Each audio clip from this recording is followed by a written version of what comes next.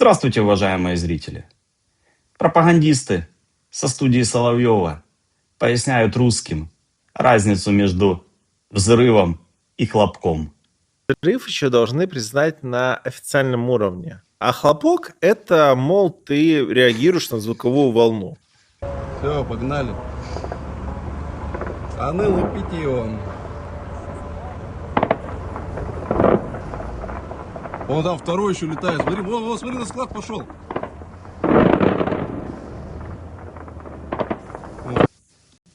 Если вы слышите выстрелы, это не выстрелы, пока они не признаны официально. Это акустические щелчки.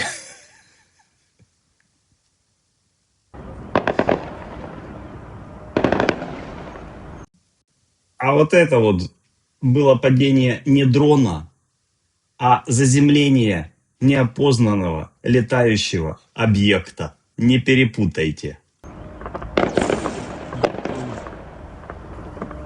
Все, пошел на склад. Есть. А это аэродинамический контакт с фасадом складского помещения Wildberries в Екатеринбурге. Тот, который за 2000 километров от Украины.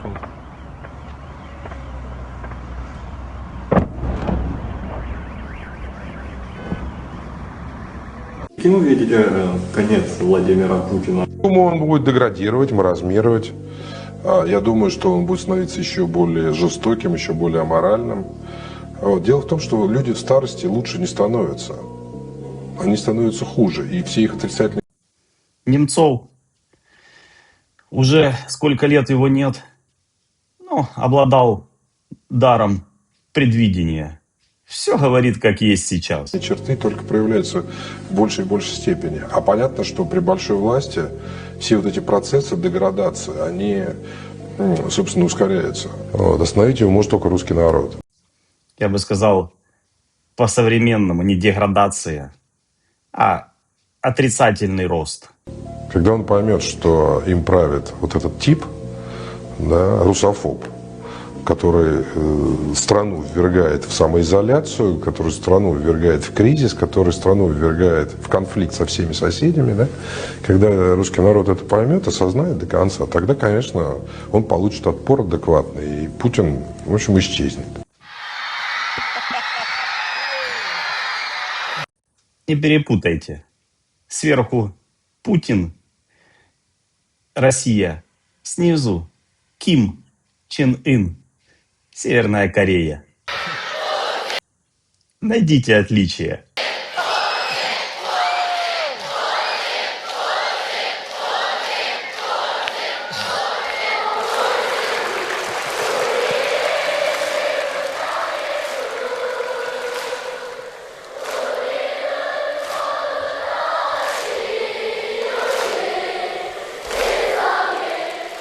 Украина сегодня бегом должна просить его: Владимир Владимирович, давайте сядем за стол переговоров, давайте договоримся. В противном случае, через несколько, месяц, полтора, два, не знаю, там вообще даже оборонительных сооружений не останется. Россияне все это потихонечку отгрызут, захватят и пойдут дальше, отвоюют. Вернут.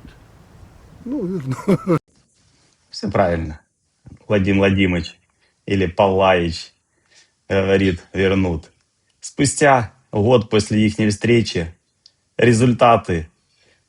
Украина разработала баллистическое оружие, огромное количество дронов. Крым в изоляции, бензина не только в Крыму, но на всей России нету, вся логистика уничтожена. Все идет по плану. Да. Вот, поэтому надо договариваться. Хихи-ха-ха с экранов телевизора. Вот это хихи-ха-ха. Нет никакой войны. А потом прилетит баллистика.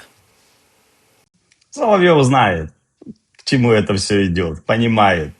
Если кто-то не знает, с какой скоростью приходит ад, посмотрите на жизнь ребят в Донецке, в Белгороде. Донецк — это тот, который 8 лет бомбили Бомбас. Посмотрите, с какой скоростью мирная жизнь исчезает. Если у вас иллюзия, что где-то можно спрятаться, очнитесь. Я не могу доехать до работы. Просто не могу, потому что мне постоянно говорят в рацию, что от Титовки до 26-го километра, от 26-го километра до Белгорода ехать нельзя. От Устинки до Белгорода трасса не пользуемся. Вы слышали? От Устинки до Белгорода трасса не пользуемся. Вот это я понимаю, движуха. Владимир Владимирович организовал. Теперь в Белгороде, почти украинском, ездят с рациями. Все. Я уже полчаса жду, когда можно пользоваться трассой. Я выехала заранее. Вы не думаете, что там какая-то ненормальная, да, и пытаюсь как-то попасть. Срочно укрытие. Вот так. Я не знаю, когда я на работу попаду. Вообще попаду я на нее или нет. А бульбафюрер рассказывал Владимиру Владимировичу, что все будет хорошо, что мы там ничего нового не оставим. А тут получается, что Белогородчина на работу доехать не может. Так что без обид. Вот такая жизнь у нас. Ну и топ-новость. Мозги, которые промывают русским. Вы просто почитайте это, послушайте. Я, честно говоря, очень долго смеялся. Боец СВО выжил после удара молнии во время встречи с медведем. Представляете себе?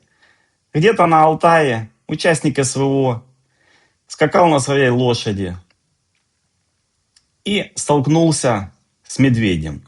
Боец ехал на лошади, когда заметил, что их преследует медведь, остановился, чтобы разобраться с хищником, возле дерева привязал лошадь. В этот момент в дерево попадает молния.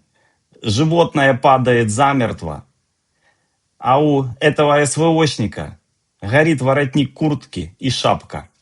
Помимо этого, большую часть туловища парализовало. Несмотря на это, он смог выбраться из-под лошади и добрался до дороги, где его заметили люди.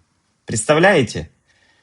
Когда полз парализованный после того, как выбрался из-под лошади, он еще одной рукой перезаряжал ружье и выстрелами отгонял преследующего медведя. Но это еще не все. Он делал сам себе массаж сердца, когда оно переставало биться. Вот это вот я понимаю, это какой-то киборг. Представляете ситуацию? СВОшник, ударила молния, упала лошадь, он парализованный, вылазит из-под этой лошади, одной рукой отстреливается. Я не знаю, чем-то там еще делает себе массаж сердца. Ну, я вам так скажу, они там еще и верят в это все, вы понимаете? Друзья, спасибо за просмотр. Напишите комментарий, поставьте лайк, подпишитесь на канал. И до скорых встреч.